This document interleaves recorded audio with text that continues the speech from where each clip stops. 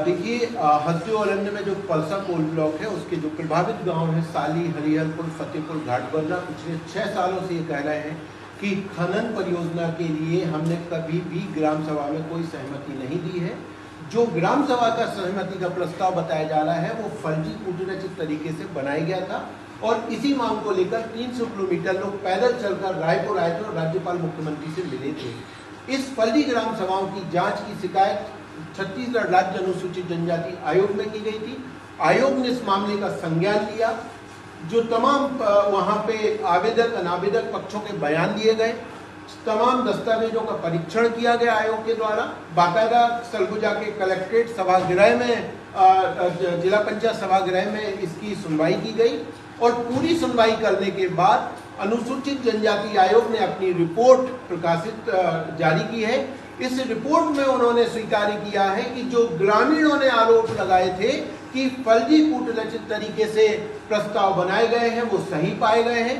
आयोग ने ये माना है कि ग्राम सभा समाप्त होने के बाद में जिला प्रशासन के अधिकारी और कंपनी के कर्मचारियों ने पंचायत सचिव के ऊपर दबाव डाल के प्रस्ताव लिखवाया। उदयपुर के रेस्ट हाउस में एक गांव फतेहपुर है जिसकी ग्राम सभा ऐसी करवाई गई कि उसकी अध्यक्षता पंचायत के पंच ने की, जबकि 5वीं अनुसूचित इलाकों में जनप्रतिनिधि ग्राम सभा की अध्यक्षता कर ही नहीं सकता, वो स्वयं निरस्त हो जाती है।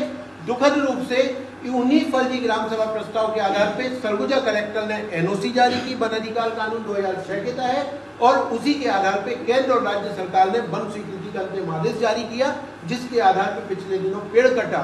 जब लोगों ने विरोध किया तो पेड़ कटाई को रोकने के बजाय लोगों के ऊपर दंडात्मक कार्रवाई हुई, उनके ऊपर फर्जी मामले अपराध दर्ज किए गए।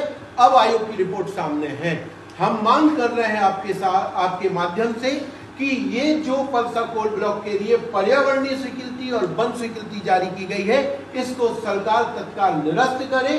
क्योंकि वहां की ग्राम सभाओं ने कभी कोई सहमति नहीं दी है और जो दोषी अधिकारी हैं, जिन लोगों ने 2017-18 में कलेक्टर से लेके पंचायत के सचिव तक जिन्होंने ये फर्जी कूटनीतिक दस्तावेज तैयार किया है, उनके ऊपर आपराधिक मामला दर्ज किया जाए। और तीसरा, जो गांव के लोग हैं जिन्होंने अपने ग्राम सभा के संवैधानिक ग्राम सभाओं के निर्णय के संबंध में उनके अधिकारों के तहत पेड़ कटाई को रोकने का जो कार्य किया था और उनके ऊपर जो फर्जी मामले पंजीबद्ध किए गए हैं, उनको तत्काल वापस लिया जाए। यदि सरकार ऐसा नहीं करती है तो आगामी विधानसभा सत्र में 1 लाख जन याचिकाएं हम छत्तीसगढ़ विधानसभा में प्रस्तुत करेंगे, क्योंकि ये जो जंगल की विनाश है ये छत्तीसगढ़ विधानसभा की भी अवमानना है। क्योंकि छत्तीसगढ़ सदन में भी ये संकल्प किया गया था कि सारे कोयला खदानों को निरस्त किया जाए। तो ग्राम सभा की अवमानना है और सदन की अवमानना है। और इसके साथ ही हम इस रिपोर्ट को लेकर न्यायालय में तो जाएंगे ही, लेकिन जनता के हम अदालत में जाएंगे और छत्तीसगढ़ के 10,000 गांव में हम एक गांव में जाएंगे, चौपाल लगाएंगे और बताएंगे कि देखिए किस तरीके से छत्तीसगढ़ के आदिवासी किसानों के जल जंगल जमीन की लूट की जा रही है, उनकी ग्राम सभाओं के फर्जी कूटनीतिक दस्तावेज बनाए जा रहे हैं और जब लोग विरोध करते हैं तो उनके ऊपर लाठियां बरसाई जा रही है, उनके ऊपर दमन किया जा रहा है, उनको जेलों में डाला जा रहा है। हसदेव एक उदाहरण है, ये रिपोर्ट उदाहरण है, ये रिपोर्ट चेहरा है पूरे छत्तीसगढ़ में किस तरीके से छत्तीसगढ़ में जल जंगल जमीन की लूट की जा रही है। हम 10,000 गांव में इस रिपोर्ट को ले जाने का भी कार्य कर रहे हैं। कटाई या खनन किसके द्वारा किया? कृपया हमारे चैनल को लाइक एवं सब्सक्राइब करें। धन्यवाद।